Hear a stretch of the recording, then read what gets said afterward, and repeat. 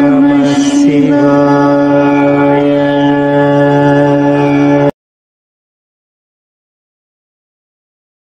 శ్రీ గురుభ్యో నమః. శ్రీమాత్రే నమః. శ్రీ మహావిష్ణువుకి అత్యంత ప్రీతికరమైనది ఈ తులసి మొక్క. మన సనాతన ధర్మంలో తులసి మొక్కను చాలా గొప్పగా పూజిస్తారు. అలాంటి తులసి మొక్క ముందు ప్రతిరోజు కూడా దీపాన్ని వెలిగించడం వలన ఏం జరుగుతుంది, ఆ విషయాన్ని మనము శ్రీకృష్ణ భగవానుడు చెప్పిన ఒక కథ ద్వారా తెలుసుకుందాము. వీడియోని పూర్తిగా చూడండి. అలాగే వీడియోని లైక్ చేయడం మాత్రము మర్చిపోవద్దు. ఒకసారి సత్యభామ శ్రీకృష్ణ భగవానుడి వద్దకు చేరుకుని, దేవా, నాకు ఒక సందేహం కలిగింది. దేవా, ఈ భూలోకంలోని ప్రజలు అందరూ తులసి మొక్కను అతి పవిత్రంగా భావిస్తూ ప్రతిరోజు కూడా తులసి మొక్క ముందు దీపాన్ని వెలిగిస్తూ ఉంటారు. దేవా, అలా చెయ్యడం వలన వారికి ఏమైనా ప్రయోజనం కలుగుతుందా? నాకు దాని గురించి పూర్తిగా వివరించండి అంటూ అడుగుతుంది. అప్పుడు శ్రీకృష్ణ భగవానుడు, దేవి, నువ్వు మంచి సందేహమే అడిగావు. ఈ సందేహము ఈ భూలోకంలో చాలా మందికి ఉంది. ఈ రోజు నేను దానికి పూర్తిగా సమాధానాన్ని చెప్తాను. దానికోసం నీకు ఒక కథని చెప్తాను. కథను జాగ్రత్తగా విను. ఈ కథను ఎవరైతే పూర్తిగా వింటారో వారి ఇంట్లో సుఖ సంతోషాలు కలుగుతాయి అంటూ చెప్పడం ప్రారంభించాడు. శ్రీకృష్ణ భగవానుడు తుంగభద్రా నది ఒడ్డున హరిపురము అనే ఊరిలో సుదీపుడు అనే ఒక బ్రాహ్మణుడు నివసిస్తూ ఉండేవాడు.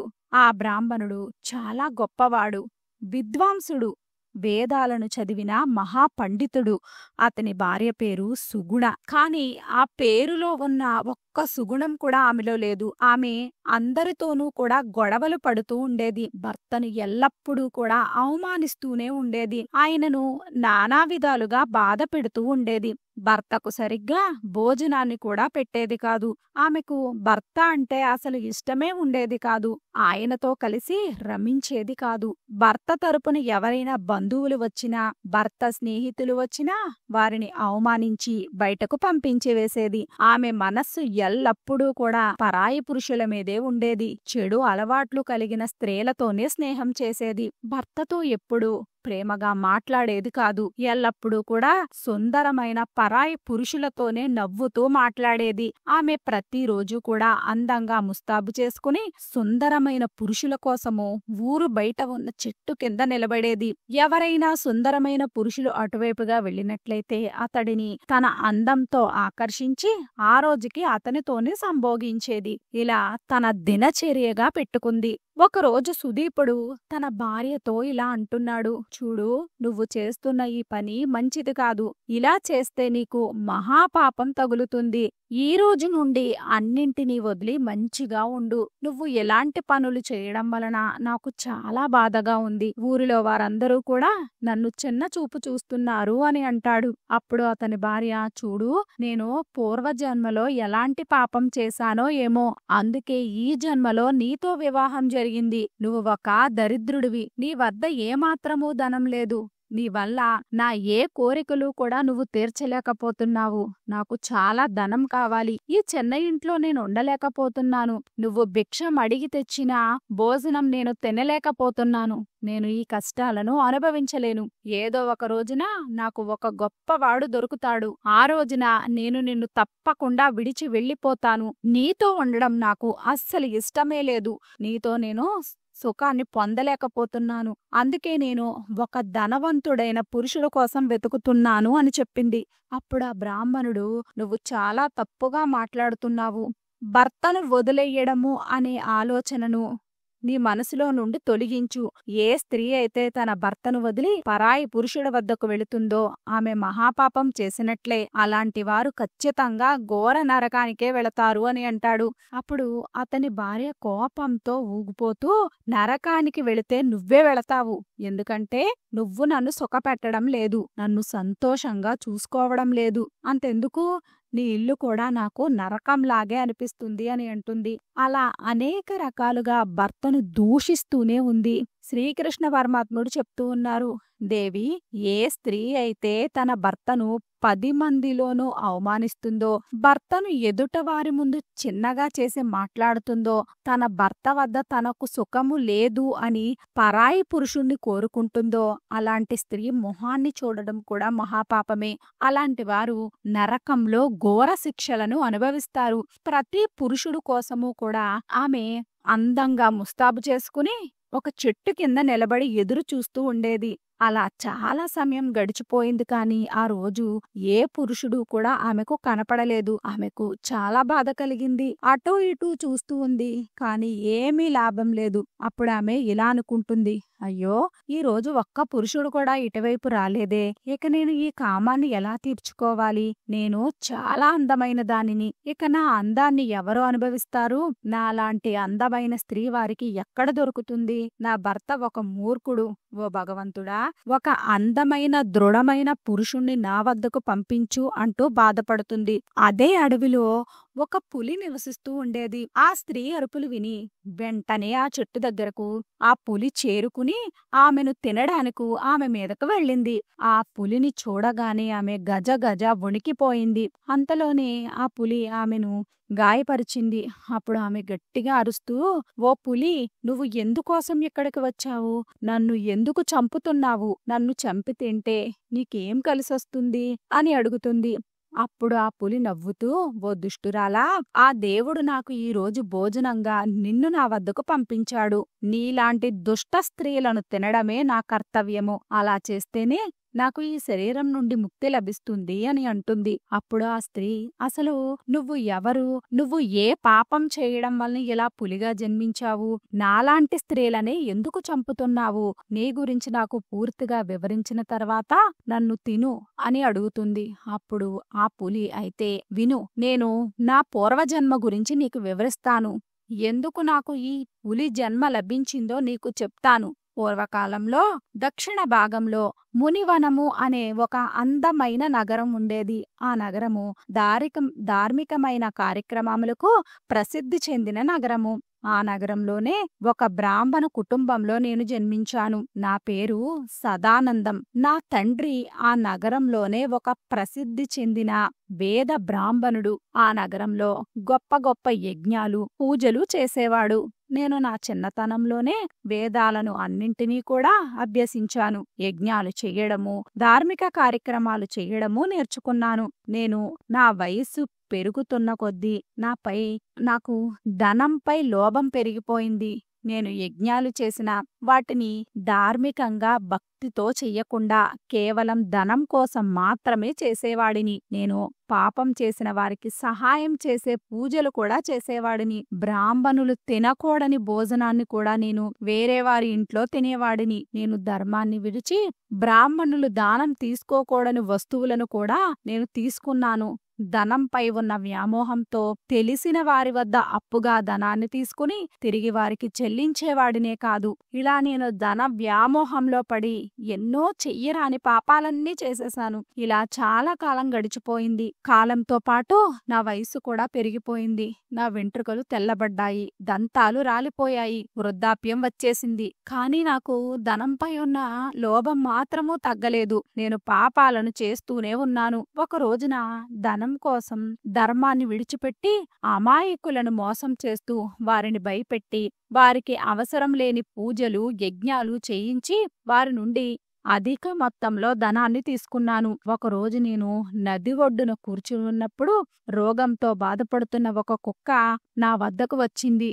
నేను దానిని కోపంతో దూరంగా వెళ్ళగొట్టడానికి ప్రయత్నించాను. కానీ ఆ కుక్క కోపంతో నా కాలును కరిచింది.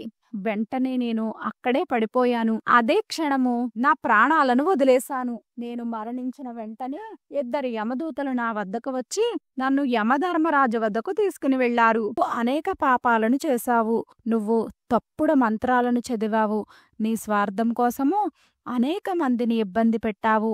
బ్రాహ్మణుడిగా జన్మించి చెయ్యరాని పాపాలు అన్నీ చేశావు. విధి ప్రకారము నువ్వు పూజలు చెయ్యలేదు.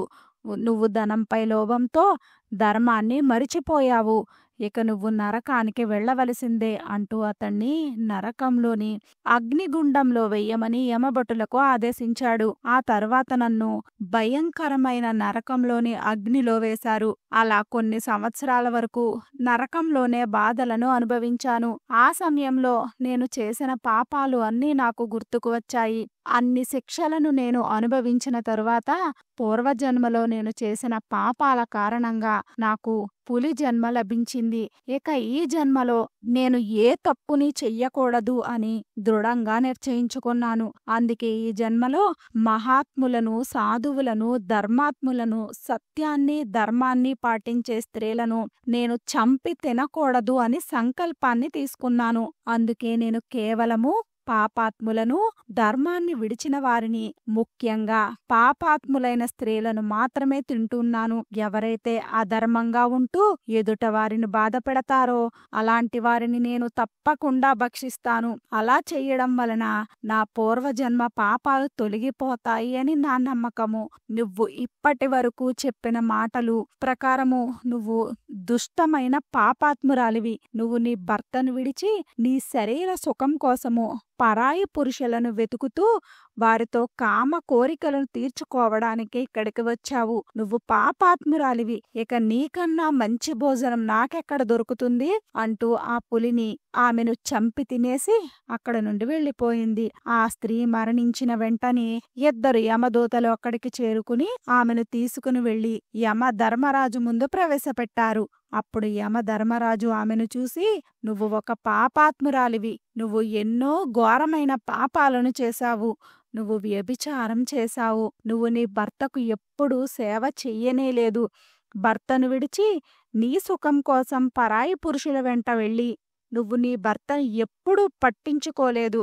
ఇక నువ్వు ఘోరమైన శిక్షలను అనుభవించక తప్పదు అంటూ యమభటులను పిలిచి ఈమెను ఘోరమైన అగ్నిగుండంలో కొన్ని సంవత్సరాలు వేడి నూనెలో, కొన్ని సంవత్సరాలు వేడి చేసిన సూదులతో పడవమని ఆదేశించాడు. అది విన్న ఆ స్త్రీ గజగజ వణికిపోతూ, దేవా, నన్ను క్షమించండి. నేను తెలియక తప్పు చేశాను. ఆ పాపాల నుండి బయటపడే మార్గాన్ని చూపించండి అంటూ అడుగుతుంది. అప్పుడు యమధర్మరాజు, నువ్వు మహాపాపాలు చేశావు. వీటికి ఎలాంటి పశ్చాత్తాపము లేదు. శిక్షలను అనుభవించవలసిందే. ఏ స్త్రీ అయితే తన భర్తను విడిచి పరాయి పురుషులను కోరుకుంటుందో ఆమె ఖచ్చితంగా నరకంలో పడవలసిందే. ఇది కేవలము స్త్రీలకే కాదు, పురుషులకు కూడా వర్తిస్తుంది. ఏ పురుషుడైతే తన భార్యను విడిచి పరాయి స్త్రీలతో సంబంధాలను పెట్టుకుంటాడో అతనికి కూడా ఇదే శిక్ష వర్తిస్తుంది. ఇక నువ్వు శిక్షలను అనుభవించవలసిందే అని చెప్తాడు. ఇక్కడ యమభట్టులు ఆమెను తీసుకుని వెళ్లి కొన్ని సంవత్సరాల పాటు ఆమెను అగ్నిలోను, ఆ తర్వాత మరికొన్ని సంవత్సరాలు నూనెలో కాలుస్తూ చివరికి రౌరవము అనే ఘోర నరకంలో పడవేశారు. ఇలా ఎన్నో సంవత్సరాలు ఘోరమైన శిక్షలను అనుభవించిన తరువాత ఆ స్త్రీకి మళ్లీ భూలోకంలోనే ఒక వేశ్యల కుటుంబంలో స్త్రీగా జన్మ లభించింది. అలా జన్మించి మళ్ళీ ఆమె అనేక మంది పురుషులతో రమిస్తూ కాలాన్ని గడుపుతూ తన జీవనాన్ని సాగించింది. ఇలా కొన్ని సంవత్సరాలకు పూర్వజన్మలో తాను చేసిన కర్మలకు గాను ఆమెకు నయం కాని ఒక రోగం వచ్చింది. ఆ రోగం ఆమెను చాలా బాధపెట్టింది. ఆమె ప్రతి అంగం నుండి చీము, నెత్తురు రావడం జరిగింది. ఆమెను ఎవ్వరూ పట్టించుకోవడం లేదు. ఇక అనేక బాధలను అనుభవిస్తూ కాలాన్ని గడుపుతుంది. ఒకరోజు ఆమెకు పశ్చాత్తాపం కలిగి గంగానదిలో స్నానాన్ని చేయడానికి వెళ్ళింది. అలా గంగానదిలో స్నానం చేసి వస్తూ ఉండగా ఆమెకు గంగానది ఒడ్డున ఒక ఆశ్రమం కనబడింది. ఆమె వెంటనే అక్కడికి చేరుకుంది. అక్కడ కొంతమంది స్త్రీలు తులసి మొక్క ముందు దీపాన్ని వెలిగిస్తూ కనిపించారు. అక్కడే ఆమెకు ఒక సాధువు కనిపించాడు. వెంటనే ఆయన వద్దకు వెళ్లి ఆయనతో ఇలా అంటుంది, ఓ మహాత్మా, అది ఏం చెట్టు? వాళ్ళందరూ ఆ చెట్టు ముందుకు ఎందుకు దీపాలు వెలిగిస్తున్నారు అంటూ అడుగుతుంది. అప్పుడు ఆ సాధువు, అమ్మా, అది అత్యంత పవిత్రమైన తులసి మొక్క. ఆ మొక్కకు నీళ్లు పోయడం వలన భగవంతుడు కృప మనకి కలుగుతుంది. అలాగే ఆ మొక్క ముందు దీపం వెలిగిస్తేనే అన్ని పాపాలు తొలగిపోతాయి. పూర్వజన్మ పాపాల నుండి విముక్తి లభిస్తుంది అని చెబుతాడు.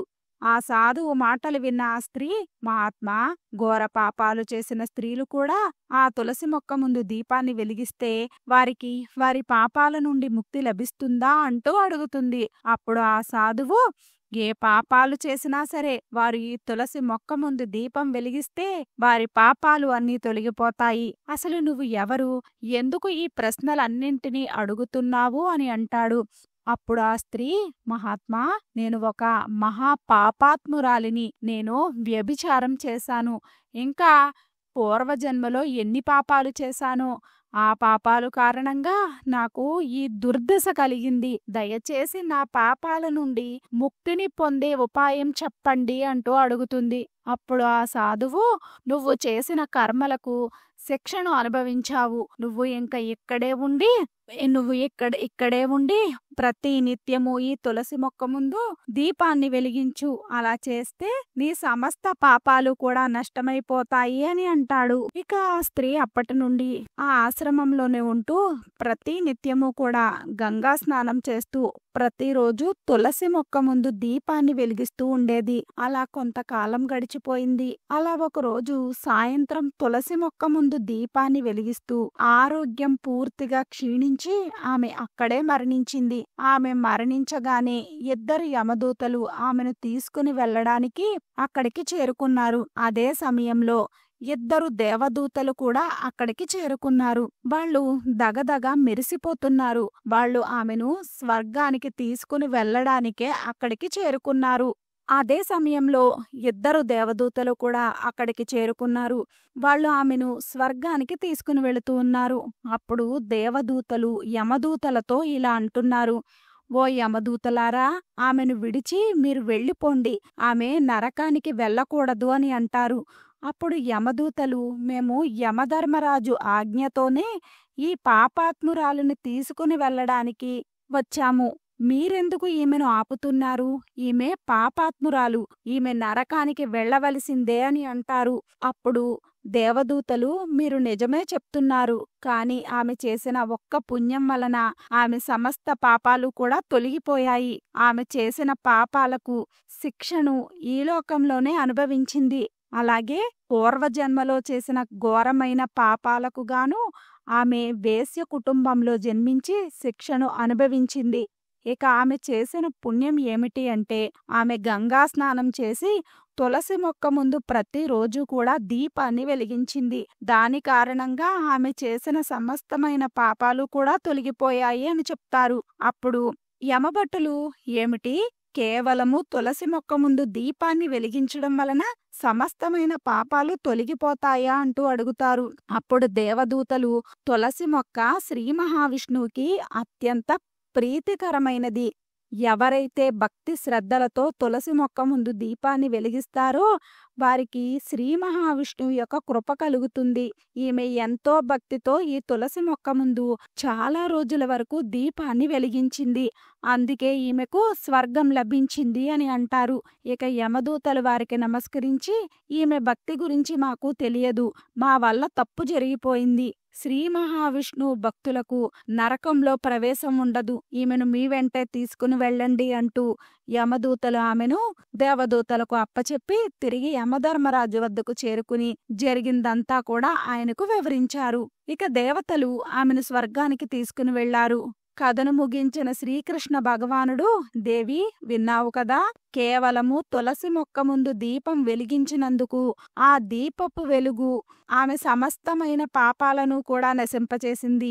ఏ స్త్రీ అయితే ప్రతిరోజు తులసి మొక్క ముందు దీపం వెలిగిస్తుందో ఆమె సౌభాగ్యంతో చాలా సుఖంగా సంతోషంగా ఉంటుంది.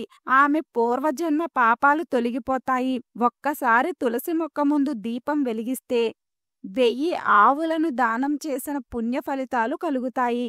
ఇంటి ముందు తులసి మొక్క ఉంచి దానిని భక్తితో పూజిస్తే ఆ ఇంట్లో ఎలాంటి దుష్టశక్తులు కూడా ప్రవేశించలేవు. సంతానం లేని వారికి సంతానం కలుగుతుంది. ఆర్థికంగా స్థిరపడతారు. తులసి చెట్టుకు నీటిని పొయ్యడం వలన మనం తెలియక చేసిన పాపాల నుండి ముక్తి లభిస్తుంది. తులసి మొక్క వద్ద వెలిగించిన దీపము వెలుగు అజ్ఞానాన్ని తొలగించి జ్ఞానాన్ని కలిగిస్తుంది. మనస్సులో పవిత్రమైన భావన కలుగుతుంది అని చెప్తారు. వీడియో నచ్చినట్లయితే లైక్ చేయండి. వీడియో నచ్చినట్లయితే మన విరాట్ మంత్ర ఛానల్ని లైక్ చేయండి, షేర్ చేయండి, సబ్స్క్రైబ్ చేసుకోండి. వీడియో నచ్చినట్లయితే కామెంట్ బాక్స్లో జై శ్రీరాములు